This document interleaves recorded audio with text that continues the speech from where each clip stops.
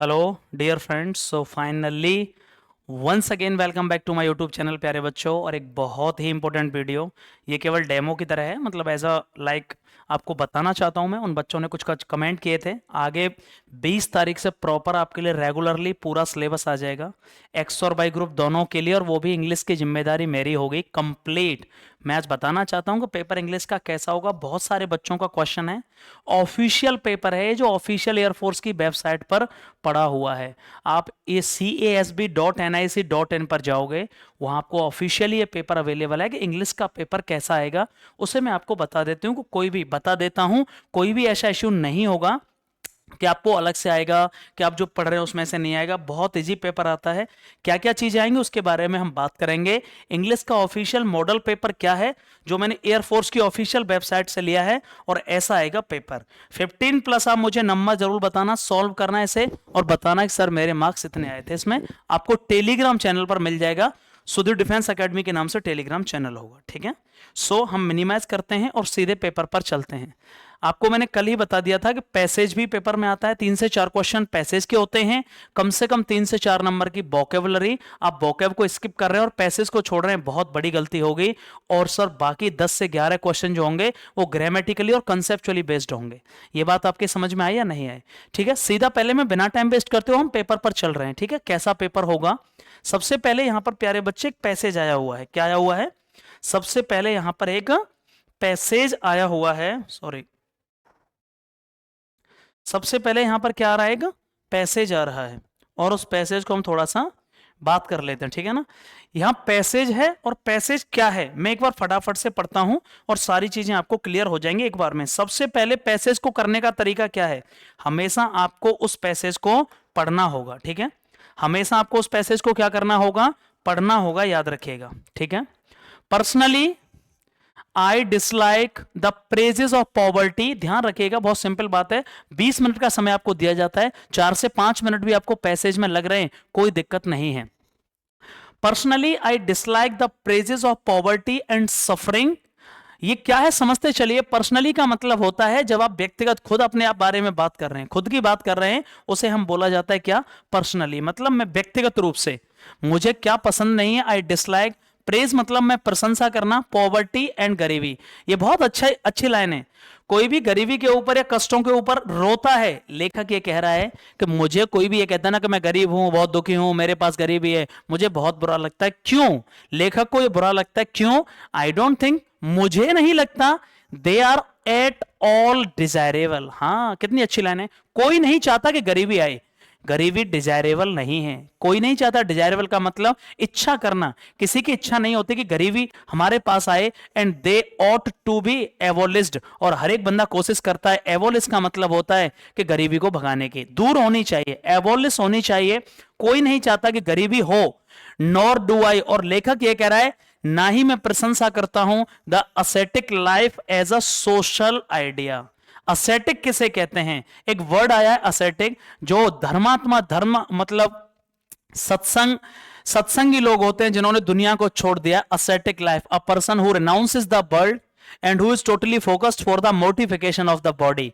जो मोक्ष की प्राप्ति के लिए निकल गया है, जिसे लोभ लालच और उससे कोई फर्क नहीं पड़ता, उसे असेटिक लाइफ बोला जाता है। लेखक ये कह रहा है, ना तो मुझे कोई ये कहे कि गरीबी के लिए रो रहा हूं, उसे वो अच्छा लगता है, ना ही मुझे लगता है कि गरीबी किसी को चाहता है, कोई भी गरीबी, और गरीबी दूर होनी चाहिए। और नहीं मैं प्रशंसा करता हूं कि तुम बाबाजी हो जाओ। लेखक सीधी कहना चाहता है, मुझे वो भी लाइफ पसंद नहीं है कि तुम बाबाजी हो जाओ, कुछ नहीं है। एज अ सोशल आइडिया मुझे नहीं लगता। Thought it as a social idea, thought it though it may be suit individual. लेखक कह रहा हो सकता है ये किसी इंडिविजुअल को पसंद हो, किसी एक बंदे को पसंद हो, लेकिन पर्सनली मुझे पसंद नहीं है। Ascetic life as a social idea, thought it may suit individual. I understand, मुझे लगता है, एंड अप्रिशिएट, मैं किसकी तारीफ करता हूं? लेखक कह रहा है मुझे सिंपलिसिटी पसंद है, मतलब बहुत ही सिंपल तरीके से रहना। सिंपलिसिटी मतलब बिल्कुल जो रियलिटी है। इक्वालिटी पसंद है, समानता। सेल्फ कंट्रोल पसंद है। सर सेल्फ कंट्रोल किसे कहते हैं? आत्मनियंत्रण होना चाहिए आपके ऊपर, अपनी बॉडी के ऊपर, अपनी आदतों के ऊपर, बट नॉट टॉर्चरिंग। बॉडी का टॉर्चर मत करिए। कितनी अच्छी बात कही है। टॉर्चर क्यों कहना चाहता है? वो कह रहा है आप खुद पर नियंत्रण रखिए, लेकिन जो जिम में जा जाके जो बॉडी बना रहे हो, तुम बॉडी को तोड़ रहे हो, लेखक को वो पसंद नहीं है। आई बिलीव, मुझे लगता है द माइंड एंड हैबिट्स, आपकी जो माइंड है और आदतें हैं, have also to be trained, इस तरीके से उनकी ट्रेनिंग होनी चाहिए। एंड ब्रॉट अंडर कंट्रोल, तुम्हारे नियंत्रण में वो रहनी चाहिए, आदतें तुम्हारे नियंत्रण में रहनी चाहिए, तुम पर खुद का नियंत्रण होना चाहिए। And it would be absurd, absurd माने होता है मूर्खता, बेवकूफी। एब्सर्ड का मतलब होता है मूर्खता और बेवकूफी, ये बहुत बड़ी बेवकूफी है। क्या? It would be absurd to expect, क्या एक्सपेक्ट करना, आशा करना, दैट अ पर्सन, वो व्यक्ति, who is given too much self love, जो खुद से कुछ ज्यादा ही लगाव रखता है, जिसने खुद को बहुत ज्यादा टू मच सेल्फ लव दिया है, आत्म जो प्यार करता है खुद से, कैन इंड्योर मच सफरिंग, वो बहुत ज्यादा, ये क्या कह रहा है लेखक, ये बेवकूफी होगी जो बंदा कुछ ज्यादा ही खुद से लगाव रखता है, बहुत ज्यादा, जो कि नहीं होना चाहिए, नेगेटिव सेंस है TOO, वो झेल पाएगा, इंड्योर माने सहन कर पाएगा बहुत ज्यादा कष्ट, और सो अनयूजुअल सेल्फ कंट्रोल, और वो क्या दिखेगा उस पर, अनयूजुअल सेल्फ कंट्रोल दिखेगा जैसे ही विपत्ति और आफतें आएंगी, और बिहेव लाइक अ हीरो, या फिर वो एक हीरो की तरह बिहेव करेगा व्हेन क्राइसिस, जब कोई बुरा समय उसके पास आएगा। To be in good moral condition, हाँ आपके विचार अच्छे होने चाहिए। मोरल कैसे कहते हैं? मोरल का मतलब होता है आप नीति पर चल रहे हैं, आप गलत चीज पर नहीं, आपका रास्ता सही है। एक अच्छी मोरल कंडीशन के लिए क्या चाहिए? एज मच ट्रेनिंग चाहिए to be in physical health, बहुत अच्छी बात कही है। पूरा पैसेज किसके ऊपर है? लेखक ये कहता है कोई आदमी गरीब है तो प्लीज उस पर रोना बंद करो, मुझे वो अच्छा नहीं लगता। कोई है कि बाबा जी हो जाओ, ठीक है ना, दुनियादारी को छोड़ दो, वो भी मुझे पसंद नहीं है। किसी इंडिविजुअल का ये ऑप्शन हो सकता है, कोई सोचे, हाँ, लेकिन लेखक कह रहा है मेरे विचार ऐसे नहीं है। लेखक कह रहा है आपकी बॉडी पर आपका नियंत्रण होना चाहिए, आपकी आदतों पर आपका नियंत्रण होना चाहिए, और जो बहुत ज्यादा खुद को ज्यादा ही कुछ लव करता है कि मैं ये नहीं करूंगा, वो जब विपत्ति आएंगे तो झेल नहीं पाएगा, मतलब सहन नहीं कर पाएगा। इसीलिए क्या करना है? पहला क्वेश्चन क्या है इसका, इस पेपर का पहला क्वेश्चन क्या है? इस पेपर का पहला question, the writer does not like the praise of poverty, बहुत अच्छी लाइन। लेखक को पॉवर्टी, गरीबी की जो प्रशंसा करते हैं, रोते हैं गरीबी के लिए, गरीबी के लिए जो रोते हैं, लेखक कह रहा है वो मुझे पसंद नहीं है। गरीबी पर रोना, ये देखिए बहुत अच्छी बात। कोई आदमी ये कहे कि मैं गरीब हूं, मैं गरीब रहा हूं, मैंने इतनी विपत्तियां झेली हैं तब मैं सफल हुआ हूं, लेखक कह रहा है मुझे ये गरीबी की जो प्रशंसा या जो गरीबी के लिए डमरू बजाते रहते हैं वो मुझे पसंद नहीं है। तो ये बताओ लेखक का ये क्या है? सभी लोग ऐसा सोचते हैं या लेखक का खुद का विचार है? पहले ही बोल दिया गया है ये लेखक का पर्सनली विचार है, ऐसा लेखक सोचता है। तो याद रखना ये ऑप्शन क्या सही हो गया, इसका पर्सनल ओपिनियन है। लेखक ने पहले ही बोल दिया कि मैं इस चीज में विश्वास नहीं करता, और एक लाइन बोली है यहां पर्सनली। पहले का आंसर क्या हुआ? A, writer does not like the praises of poverty. क्यों पसंद नहीं करता? क्योंकि ये सबका विचार नहीं है, ये सिंपल लोगों का विचार नहीं है, ये बाबाजी लोगों का विचार नहीं है, ये लेखक का खुद का विचार है। पहले क्वेश्चन का आंसर हुआ ए। ये बात क्लियर हुई या नहीं? पहले क्वेश्चन का आंसर हुआ ए, पहले क्वेश्चन का आंसर हुआ ए। दूसरा क्वेश्चन ये बताइए, असेटिक जो लाइफ है वो किस पर सूट करती है, किसके लिए सूटेबल है? सर मोह माया को त्याग देना, सन्यासी हो जाना, ये किसको सूटेबल करेगी? ये देखिए आंसर इसी में छुपा हुआ है, ascetic life. Sir nor I do the appreciate ascetic life as a social idea, though it may be suit individual. भैया जिसको जो पसंद होगी इंडिविजुअल के लिए हो सकती है, राइटर के लिए या इंडिविजुअल के लिए। इसका आंसर होगा टू का आंसर क्या होगा? टू का आंसर होगा सी। लेखक के हिसाब से असेटिक लाइफ किसको है? जिस आदमी को इंडिविजुअल पसंद है उस हिसाब से। लेखक के लिए नहीं है, सोशली एडवांस के लिए नहीं है, और सभी मेंबरों के लिए नहीं है। इंडिविजुअली अगर आप चाहते हैं कि मुझे मोह माया त्यागनी है, आपके खुद के विचार सही हैं, लेकिन सब पर लागू करना ठीक नहीं है। दूसरे का आंसर सी होगा। तीसरा question, What does the author mean? एक वर्ड आया था असेटिक लाइफ, मैंने आपको मीनिंग बता दिया था, दुनियादारी को छोड़ देना, दुनियादारी को छोड़ देना। असेटिक का मीनिंग क्या है? असेटिक जो वर्ड है उसका मीनिंग क्या है? दुनियादारी को छोड़ देना। सर जी इक्वालिटी नहीं होगा, सेल्फ कंट्रोल नहीं होगा, सिंपलिसिटी नहीं होगा, मोटिफिकेशन ऑफ द बॉडी मतलब मोह माया को त्याग देना। मोटिफिकेशन मतलब मोक्ष की प्राप्ति के लिए सर दुनिया को छोड़ देना, लालच, बुराई, क्रोध, इन सब बुरी आदतों से छोड़ देना और एक सन्यासी की जिंदगी जीना, उसी को असेटिक लाइफ कहते हैं। तीसरे का आंसर क्या होगा? लिख लीजिए डी फॉर डॉग।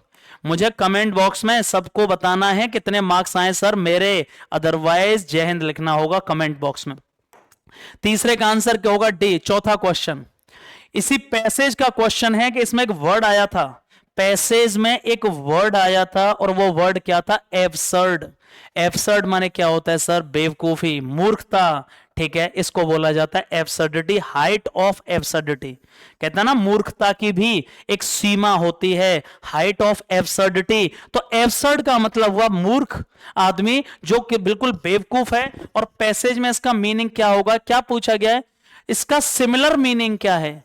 एब्सर्ड का सिमिलर रीजनेबल नहीं होगा, ये एक होशियार बंदा होता है, तार्किक। कॉन्ग्रुअस नहीं होगा। सिंपल का मतलब क्या होता है? आसान नहीं होगा। सिली किसे कहते हैं? सिली माने जो आदमी बिना सोचे समझे बातें करता है, जो बेवकूफी की बातें करता है, सिली इज द राइट आंसर। कहते हैं ना सर ये थोड़ा सिली है, मतलब इसके दिमाग की थोड़ी सी हट गई है, तो सिली इज द राइट आंसर। चौथे क्वेश्चन का आंसर डी होगा, एब्सर्ड। एब्सर्ड का भैया सिली होगा, बिना वोकेबलरी के कुछ भी नहीं हो सकता। अगला क्वेश्चन, ये 4 क्वेश्चन पैसेज के हैं, आप इनको छोड़ नहीं सकते। पैसेज बहुत बड़ा रोल प्ले करेगा। पैसेज क्या करेगा? बहुत बड़ा रोल प्ले करेगा भाई, इस बात को याद रखना। आगे बढ़ते हैं, 5वां question, identify the incorrect spelled word. ऐसा वर्ड बताना है जो इनकरेक्ट है। इनकरेक्ट कौन सा है? सेपरेट, SEPARATE, क्या सेपरेट की स्पेलिंग सही है? सेपरेट की स्पेलिंग होती है SEPARATE, सेपरेट, ठीक है। अकर, रिसीव, एकोमोडेड।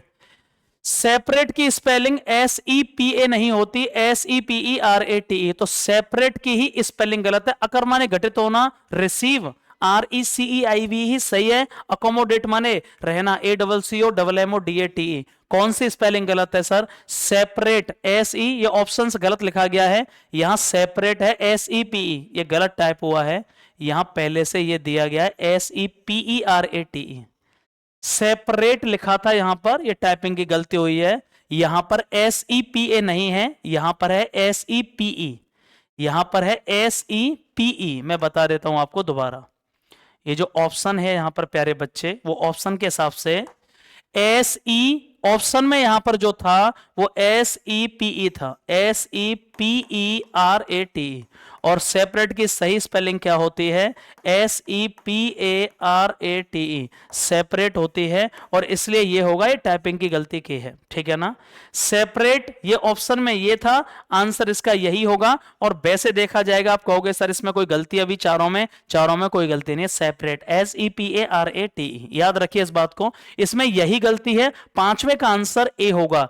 इनकरेक्टली स्पेल्ड वर्ड बताना है। इनकरेक्टली का मतलब होता है जिसकी स्पेलिंग करेक्ट नहीं है। अकर माने घटित होना, सही स्पेलिंग है। रिसीव माने प्राप्त करना, सही। अकोमोडेट माने आप जहां रहते हो, आपका घर होता है, निवास स्थान, उसे अकोमोडेट बोलते हैं। सेपरेट की स्पेलिंग ये तो सही है, लेकिन ऑप्शन इसका SEPE था, याद रखिए। 6वां क्वेश्चन, जेस्ट। जेस्ट का सिमिलर मीनिंग बताना है भाई। जेस्ट का क्या बताना है? जेस्ट का सिमिलर मीनिंग बताना है। आप ये बताइए जेस्ट कैसे कहते हैं? आप कहते हैं sir I have a great zest, और I have a zest to select और to be selected in air force. मुझे सर एयरफोर्स ज्वाइन करना है, I want to join Indian air force because it was my zest from since childhood. बचपन से मेरी तीव्र इच्छा है, बचपन से मेरा क्या है? बहुत ज्यादा एम्बिशन है, बहुत ज्यादा तीव्र इच्छा है। तो प्यारे बच्चे, जेस्ट का मतलब हुआ जो आपकी क्रेजीनेस होती है, पागलपन होता है, जो आपकी पैशन होती है। CRAZY, क्रेजीनेस को भी बोलते हैं, पैशन को भी बोलते हैं, पैशन को भी बोलते हैं, क्रेजीनेस, पैशन। अपैथी किसे कहते हैं? अपैथी का मतलब न्यूट्रल। न्यूट्रल जो काम न करता है, आप उदासीन कह सकते हो इसको। आप कह सकते हो जो बंदा उदासीन है, न्यूट्रल है। लेजी भी कह सकते हो, लेजी माने आलसी। बोरेडम माने जो बोर हो जाए, मतलब चीजें पकाने वाली, उबाऊ कर दें जो। चीजों से बोर हो जाते हैं। जेस्ट माने होता है आपकी तीव्र इच्छा, जो बचपन से आपने बहुत देखी है, तो passion is the right answer. ये सिनोनिम्स या सिमिलर मीनिंग पूछा गया है, जिसको हम सिनोनिम्स कहते हैं। SNON/M सिनोनिम्स कहा जाता है भाई, याद रखना। जेस्ट का आंसर होगा पैशन, जेस्ट का आंसर क्या होगा, पैशन होगा, ठीक है ना। आगे बढ़ें, आगे बढ़ते हैं। 7वां क्वेश्चन, इम्बेलिस किसे कहते हैं बताइए। इम्बेलिस, इम्बेलिस किसे कहते हैं, सजाना, चीजों को सुंदर बनाना, ब्यूटीफाई करना। इम्बेलिस का मतलब है आपके घर में कुछ चीजें तितर बितर फैली होती हैं, आप कहते हैं बिखरी हुई हैं, स्कैटर्ड हैं, लेकिन जब उनको आप बहुत ही सीक्वेंस में रख देते हैं, आप उन्हें क्या कर देते हैं, प्रॉपर फिगर्ड कर देते हैं, एक फिगरेटिव मैनर में लगा देते हैं, तो उसे क्या बोला जाता है, फिगरेटिव मैनर में। मतलब सर सीक्वेंस में लगी हुई हैं, किस में लगी हुई हैं, सीक्वेंस में लगी हुई हैं। और इसीलिए सर ये आंसर क्या होगा, इम्बेलिस माने सजाना, इसका अपोजिट बताना है। सेक्रीफाइस हो नहीं सकता, क्यों नहीं होगा। सेक्रीफाइस का मतलब होता है सर बलिदान देना, अपना बलिदान देना, जान दे देना, अपना कोई त्याग कर देना। इम्बेलिस का सजाना होता है, और सजाने का अपोजिट क्या होगा, चीजों को बिखेर देना। डिसफिगर माने क्या होता है, तितर बितर करना। फिगर का अपोजिट क्या है, डिसफिगर, और डिसफिगर ही इसका आंसर होगा। सर फोरफीट किसे कहते हैं बताओ, जो तुमने गलत काम किए हैं उनके बारे में रिग्रेट करना, रिग्रेट। और आप कह सकते हो जो पनिशमेंट आपको मिला है किसके लिए, फॉर रॉन्ग डूइंग्स, जो तुमने गलत किया है उसके लिए जो तुम्हें दंड मिलेगा उसे फोरफीट कहा जाता है। और इंडिक्ट किसे कहते हैं बताइए, प्रोसिक्यूट करना, प्रोसिक्यूट करना, किसी पर तुमने मुकदमा ठोक दिया है, लड़ाई हो गई, उसे इंडिक्ट कहा जाता है। मुकदमा ठोकना, किसी पर आरोप लगाना, उसे कहा जाता है इंडिक्ट। तो इसका अपोजिट क्या होगा, इम्बेलिस माने होता है सजाना। इम्बेलिस एक वर्ब है, और इसका आंसर होगा चीजों को तितर बितर कर देना। 7 का आंसर बी, 7 का आंसर क्या होगा, B is the right answer. A well experienced person किसे कहते हैं, ये वन वर्ड सब्सटीट्यूशन है, वोकेबलरी को आप छोड़ नहीं सकते। एक ऐसा बंदा जिसको किसी भी प्रोफेशन में बहुत अच्छा एक्सपीरियंस हो, उसे क्या कहा जाएगा, ऑफिसर नहीं, ये एक पोस्ट का नाम है। सीनियर नहीं, जो पद में बड़ा है। अप्रेंटिस, ये वो है जो प्रशिक्षु है, जो भी प्रशिक्षण ले रहा है, अप्रेंटिस। किसी चीज के बारे में जब आप जानकारी शुरू करते हो कि सर मैं ट्रेनिंग कर रहा हूं, अभी शुरुआत की फेज है, उसे अप्रेंटिस बोलते हैं। और वेटरन किसे कहते हैं, ये वो बंदा है जो बहुत ही एक्सपीरियंस्ड है। ये कौन सा बंदा है, ये वो बंदा है जो बहुत एक्सपीरियंस्ड है, उसे वेटरन कहा जाता है प्यारे बच्चे। वेटरन होता है person having a vast experience in any profession. Answer क्या होगा इसका, आंसर होगा डी फॉर डॉग। आंसर क्या होगा, डी फॉर डॉग। सर 9वां क्वेश्चन बहुत अच्छा क्वेश्चन है, इसको PQRS बोलते हैं, और PQRS का मतलब हो गया सेंटेंस रीअरेंजमेंट। आंसर क्या हो गया, सेंटेंस रीअरेंजमेंट। अ सेंटेंस 4 भागों में बटा हुआ has been given, choose the best order which produces the original sentence. बहुत सिंपल है। यहां कहा जा रहा है कि एक सेंटेंस है जिसे 4 अलग अलग भागों में बांटा गया है, इसे मर्ज करिएगा, ये तितर बितर फैला हुआ है, और इसको प्रॉपरली एक सीक्वेंस में लगाइएगा। पहले आप देखिएगा शुरुआत कहां से हो सकती है, 4 बैकवर्ड क्लासेस, क्या यहां से हो सकती है, क्या कभी शुरुआत एंड टू से हो सकती है, एंड टू, इसलिए ऑप्शन तीसरे वाला जो ऑप्शन है जहां से शुरुआत हो रही है हटा दीजिए, एंड टू से नहीं हो सकती। और वेक्स्ड प्रॉब्लम, एक जो बड़ी समस्या फेसिंग जो हम सामना कर रहे हैं, या the clamour to open more college, इसका कोई सेंस नहीं बन रहा, इसलिए शुरुआत चौथे से नहीं हो सकती। ये तो क्लियर हो गया कि जो इस वाक्य की शुरुआत होगी वो होगी जो एक बड़ी समस्या है, अ वेक्स्ड प्रॉब्लम फेसिंग अस, जो फेस कर रहे हैं, पहला ऑप्शन होगा दूसरा। सबसे पहले हम करेंगे वेक्स्ड प्रॉब्लम, एक बड़ी समस्या जो हम फेस कर रहे हैं, किसकी, किसकी फेस कर रहे हैं। 2 के बाद क्या होना चाहिए सर, एक बड़ी समस्या, वेक्स्ड प्रॉब्लम फेसिंग अस, क्या है वो बड़ी समस्या। अब इसके बाद में सब्जेक्ट हो गया, हेल्पिंग वर्ब आनी चाहिए। वो क्या समस्या है, is the clamour to open more college, ज्यादा कॉलेज खोलना।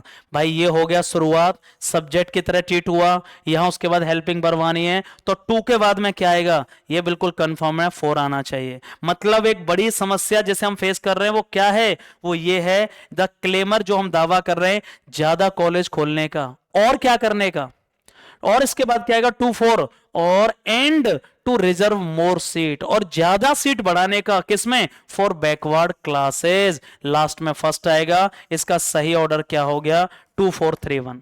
इसका सही ऑर्डर क्या हो गया, पूरे सेंटेंस को हमें क्रम में लगाना है, इसका ऑर्डर हो गया 2431, 100%। इसका ऑर्डर क्या हो गया, 2431। समझ में आया कि नहीं, फटाफट कमेंट बॉक्स में मुझे बताइए। आगे चलते हैं 10वां क्वेश्चन। बस मैं आपको बताना चाहता हूं कि कोई भी पेपर टफ नहीं होता, लेकिन आप जब तक नहीं पढ़ेंगे तो वो चीजें टफ हो जाते हैं। The author a fill in the blanks है, अप्रोप्रिएट आंसर लगाना है और ये भरना है कि यहाँ क्या वर्ड आएगा। ये तभी कर पाओगे जब आपकी रीडिंग स्किल्स, आपके अंडरस्टैंडिंग के जो स्किल्स हैं वो अच्छे होंगे। अथॉरिटीज मतलब जिनको अधिकार दिया गया है, जो जो सभाएं हैं, जो सॉरी मतलब जिनके पास अधिकार है, अथॉरिटीज बनाई गई हैं, टीम बनाई गई है। सीम्स टू बी, कंसर्निंग माने उससे संबंधित, द कंडीशन ऑफ वर्कर्स, काम करने वाले वर्कर्स की कंडीशन से चिंता है कि नहीं है, यह बताया गया है। अथॉरिटीज कैसी प्रतीत होते हैं, लिबरल, लिबरल का मतलब होता है स्वतंत्र, लिबर्टी, इसका कोई सेंस बन रहा है। इसका पहले अर्थ देखिए, जो अथॉरिटीज हैं, जो विभाग हैं, वो पूरी तरीके से कैसे हैं, उनकी चिंता, वो वर्करों की कंडीशन है जो, उससे क्या है, बहुत चिंतित हैं, मतलब उनके बारे में सोच रहे हैं कि कोई मतलब नहीं है उन्हें, अर्थ से पता चल रहा है। सेंसिटिव है कि इनसेंसिटिव, अभी देखेंगे। इनसेंसिटिव माने असंवेदनशील, असंवेदनशील, सर कोई फर्क नहीं पड़ता, असंवेदन का मतलब कोई संवेदना नहीं है। इग्नोरेंट माने इन्हें क्या कर देना, इग्नोरेंट का मतलब होता है प्यारे बच्चे नकारना, ध्यान न देना, ध्यान न देना। और रेस्पॉन्सिबल माने जिम्मेदारी। यहां ये वर्ड क्यों नहीं आएगा, सेंस को देखो, जो अथॉरिटीज हैं पूरी तरीके से कैसी दिखाई देती हैं, दिखाई पड़ती हैं, चिंतित हैं कि नहीं है, कंडीशन, वर्कर्स की जो कंडीशन है उससे संबंधित उन्हें चिंता है कि बिल्कुल असंवेदनशील हैं। लिबरल यहां आएगा नहीं, कोई सेंस नहीं है। रेस्पॉन्सिबल क्यों नहीं आ सकता, सीम्स टू बी रेस्पॉन्सिबल के साथ प्रीपोजिशन आना था ऑफ, इसका सेंस है क्या, अथॉरिटीज को वर्कर की कंडीशन से, क्योंकि खराब हो रही उनकी कंडीशन, उससे संबंधित जो चीजें हैं वो बिल्कुल भी सोए हुए हैं, मतलब उन्हें कोई मतलब नहीं है कि वर्कर की कंडीशन खराब हो रही है। इग्नोरेंट आ सकता था, लेकिन इसके साथ फिक्स प्रीपोजिशन ऑफ आना चाहिए था, तब इग्नोरेंट आता। इसका आंसर क्या होगा, insensitive is the right answer. Insensitive का मतलब हुआ असंवेदनशील, कोई संवेदना नहीं है, कोई ध्यान नहीं दिया जा रहा है, जो वर्कर की कंडीशन है उस पर, जो अथॉरिटीज हैं, जो मालिक हैं, मालिकों के द्वारा जो वर्करों की कंडीशन है उस पर कोई भी ध्यान बिल्कुल भी नहीं दिया जा रहा है। आंसर 100% बिल्कुल सही है, इनसेंसिटिव। आगे बढ़ते हैं, अगला वो क्या है, ये तो बहुत सिंपल है, वो रोजाना घूमने के लिए जाता है। जब प्रेजेंट की बातें होंगी, डेली रूटीन होगा, कहीं भी पूरी इंग्लिश में डेली रूटीन की बात होंगी, वो प्रेजेंट इंडेफिनिट में होगा। ये प्रेजेंट इंडेफिनिट नहीं है, ये फ्यूचर है, तो ही के साथ में गो आएगी कि गोज आएगी। ही सिंगुलर सब्जेक्ट है, इसलिए प्रेजेंट इंडेफिनिट में आने वाली वर्ब भी सिंगुलर होगी। एस और ईएस जोड़ने के बाद वर्ब सिंगुलर हो जाती है, आपको पता होना चाहिए। वो रोजाना, रोजाना की बात हो रही है, जहां डेली रूटीन आ गया, पूरी इंग्लिश में याद रखिएगा, जहां डेली रूटीन आ गया, वो डेली रूटीन याद रखना केवल प्रेजेंट टेंस ही बताता है। प्रेजेंट का दूसरा नाम ही क्या है, डेली रूटीन, ठीक है। Next, thing of beauty is a joy for ever, इसको लिख लीजिए भैया, कई बार पूछ लिया गया है क्वेश्चन, ये कहावत है। थिंग ऑफ ब्यूटी, सुंदरता की जो चीजें उनसे हमें खुशी मिलती है, तो द थिंग ऑफ ब्यूटी या थिंग ऑफ ब्यूटी लिख लीजिए, कहावत है बिल्कुल, इसे लिख लो, नोट डाउन कर लो कॉपी पर। A thing of beauty is a joy for ever, ये किसने कहा था, ये इंग्लिश के बहुत बड़े लेखक हैं, मुझे याद नहीं आ रहे नाम, उनका पोइट है सॉरी, और उन्होंने ये लाइन कही थी, a thing of beauty is a joy for ever. शायद जॉन मिल्टन ने ये बात बोली है, या William Wordsworth, sorry William Wordsworth ने कहा है, a thing of beauty is a joy for ever. ये लिख लीजिए भाई, ये ऐसी चीजें हैं जो डायरेक्ट आते हैं। आगे बढ़ते हैं, द थंडर वाज अकॉम्पनिड, बहुत इंपॉर्टेंट क्वेश्चन है, फिक्स प्रीपोजिशन, गांठ बांध लीजिए, अकॉम्पनिड कभी भी पैसिव में यूज होगा, वर्ब की थर्ड फॉर्म आएगी, उसके साथ फिक्स प्रीपोजिशन क्या आएगा, द थंडर अकॉम्पनिड। अरे क्या किया यार, ये ऑप्शन ही गलत लिखे, अरे यार मैं, अरुण भाई, द थंडर वाज अकॉम्पनिड, ये ऑप्शन प्लीज यहां गलत लिखिए, दो प्रीपोजिशन गलत लिख गए हैं। थंडर वाज अकॉम्पनिड फ्रॉम अप, एक लिखिए ऑप्शन बाय, और चौथा ऑप्शन लिखिए ऑफ, चौथा ऑप्शन लिखिए ऑफ। थंडर मतलब तूफान जो आया उसके साथ साथ और बहुत तेजी से बारिश भी आई। थंडर वाज अकॉम्पनेड के साथ गांठ बांध लीजिए, अकॉम्पनेड बाय माने होता है के साथ साथ। कभी भी ये वर्ड आपको इंग्लिश में दिखे अकॉम्पनेड, प्लीज इसे लिख लीजिए कॉपी में। अकॉम्पनेड कभी भी दिखे और इसके साथ प्रीपोजिशन लगेगा, वो हमेशा क्या आएगा, 99% बाई होगा। अकॉम्पनेड बाई का मतलब के साथ साथ, ये हेल्पिंग वर्ब के साथ वर्ब की थर्ड फॉर्म आ रही है और ये पैसिव वॉइस है।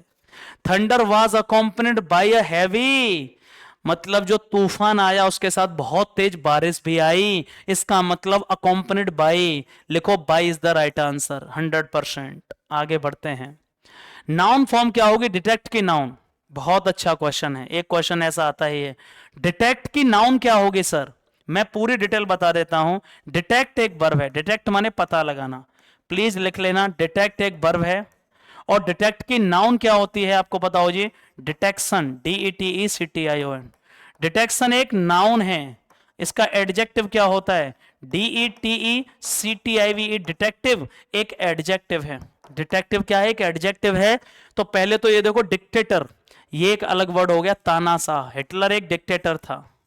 तानाशाह मतलब जो अपनी मर्जी चलाए, किसी की नहीं सुने, ये नाउन तो है पर ये डिटेक्ट की नाउन नहीं है। डिक्टेटर एक अलग वर्ड है, डिक्टेट की नाउन डिक्टेटर है, कॉमन नाउन है। डिटेंशन, डिटेंशन कहते हैं किसी को कैद में कर लेना, किसी को जेल में डाल देना, बांध लेना, कैद में कर लेना। किसी ने आपके पैसे नहीं दिए और आप उसे घर ले गए और कमरे में बंद कर दिया, उसे डिटेंशन बोलते हैं, डिटेंशन, कैद। डिटेक्टिव एक एडजेक्टिव है किसका? डिटेक्ट का। और डिटेक्शन क्या है? ये डिटेक्ट की नाउन है और यही आंसर है। जिसने ये सीख लिया इंग्लिश में कि पार्ट ऑफ स्पीच के बारे में कौन सा वर्ड, ब्यूटीफुल एक एडजेक्टिव है, ब्यूटीफाई एक वर्ब है और ब्यूटी एक नाउन है और ब्यूटीफुली एक एडवर्ब है, जिस दिन आपने ये सीख लिया 50% इंग्लिश की प्रॉब्लम आपकी सॉल्व। ये बहुत बड़ी बात है, पूरा टॉपिक पढ़ाऊंगा मैं आपको। डिटेक्ट की नाउन होगी डिटेक्शन, लिखिए इसका आंसर डी। आगे बढ़ते हैं। Choose he is greater than मी, बहुत अच्छा क्वेश्चन है, एडजेक्टिव का क्वेश्चन है। और यहां पर क्या पूछा गया है सर? ये कंपैरेटिव डिग्री है, एडजेक्टिव में आपको पढ़ाऊंगा आगे चल के। कंपैरेटिव डिग्री है, ग्रेटर के साथ देन आ रहा है, जहां पे देन आ रहा है मतलब कंपैरेटिव डिग्री। और वो कह रहा है सर इस सेंटेंस को पॉजिटिव डिग्री से बनाइए। पॉजिटिव डिग्री नए बच्चों को भी कम समझ में आएगा क्योंकि अभी मैं डायरेक्ट पेपर सॉल्व कर रहा हूं, लेकिन जब थ्योरी पढ़ाऊंगा पूरी बात क्लियर कर दूंगा। वह मुझसे बड़ा है, ही इज महान है, ग्रेटर देन। अब मुझे इसको बनाना है सो एज या एज एज, ये पॉजिटिव डिग्री के लिए यूज किया जाता है। वह मुझसे महान है तो मैं उतना महान नहीं हूं, I am not so great, I am not so great. और एज यहां लिख लीजिएगा, यहां कहां है? I am not so great as he.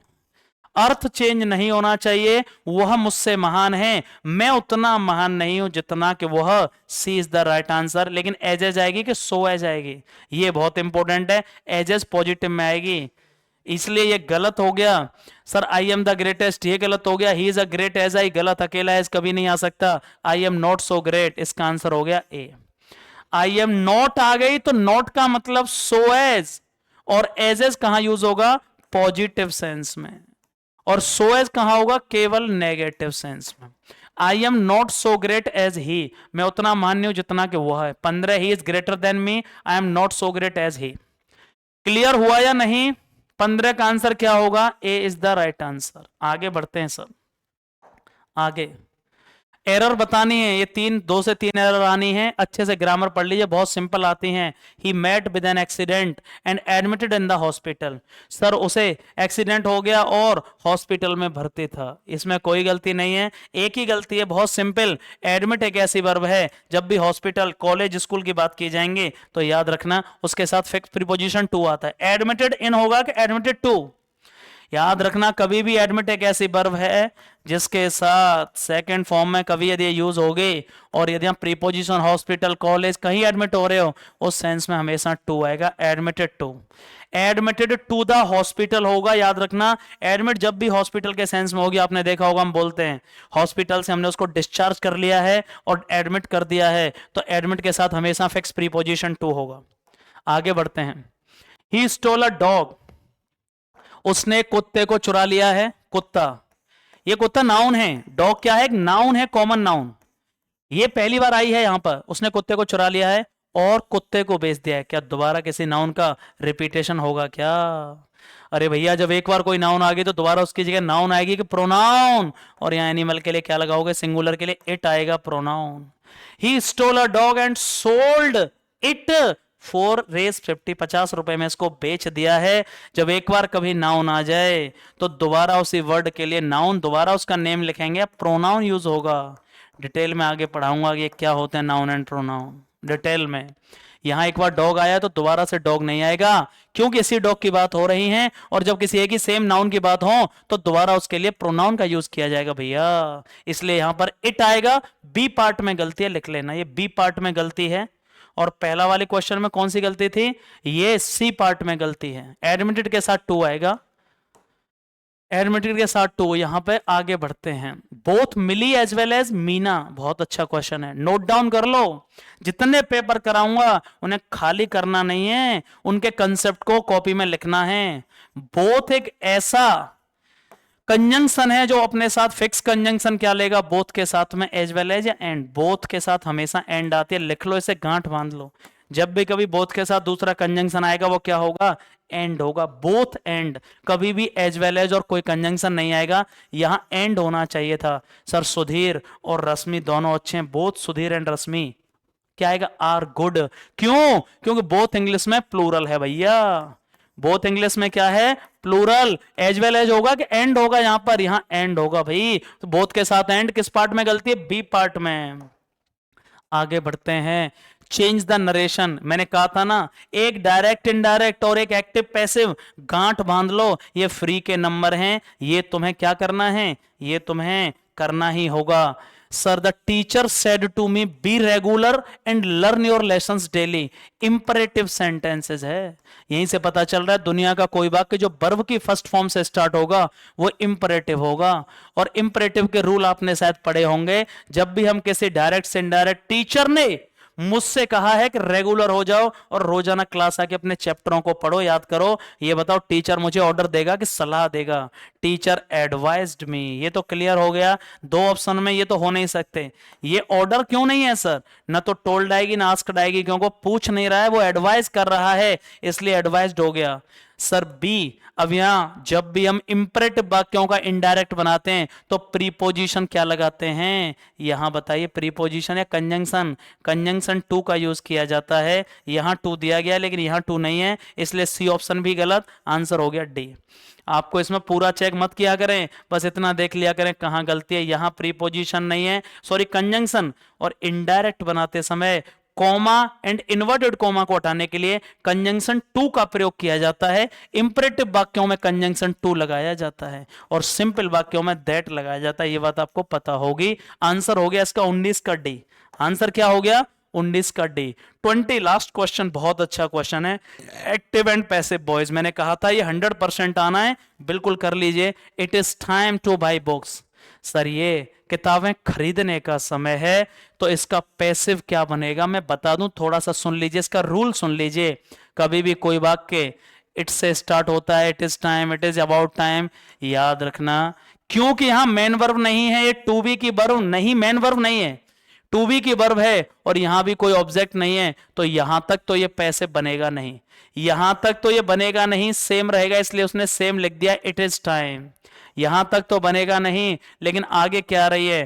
To plus के वर्ब की फर्स्ट फॉर्म और प्लस के जो भी नाउन प्रोनाउन दिया गया है, जो भी क्या दिया गया, नाउन या प्रोनाउन, या नाउन आ रही है। याद रखना इस बात का, कभी भी ऐसा कोई वर्ड आ जाए, इट इज टाइम और टू प्लस वर्ब की फर्स्ट फॉर्म और उसके साथ ऑब्जेक्ट दिया जाए, बुक्स नाउन, तो सर इसका पैसिव कैसे बनाएंगे? इट इज टाइम अपनी जगह पर रहेगा क्योंकि पैसिव में कन्वर्ट नहीं होगा, और सर यहां फोर लगा दिया जाएगा, तुरंत वो नाउन आगे आ जाएगा, और टू प्लस के वर्ब की फर्स्ट फॉर्म का पैसिव हो जाएगा टू बी प्लस के वर्ब की third form, to be plus के वर्ब की थर्ड फॉर्म। ये गांठ बांध लीजिए, लिख लीजिए इसे। कभी भी टू प्लस के वर्ब की फर्स्ट फॉर्म, टू प्लस के वर्ब की फर्स्ट फॉर्म और प्लस के नाउन, इस तरह से स्ट्रक्चर आती है, तो यहां इसका पैसिव में फोर आती है, फिर नाउन आती है, और टू प्लस के वर्ब की फर्स्ट फॉर्म पहुंच जाती है टू बी प्लस के वर्ब की थर्ड फॉर्म के साथ। ये बहुत इंपॉर्टेंट रूल बता रहा हूं डायरेक्टली, आगे जब पढ़ाऊंगा तो डिटेल में बता दूंगा। It is time to buy books, तो it is time for the books to be bought, ये भी गलत।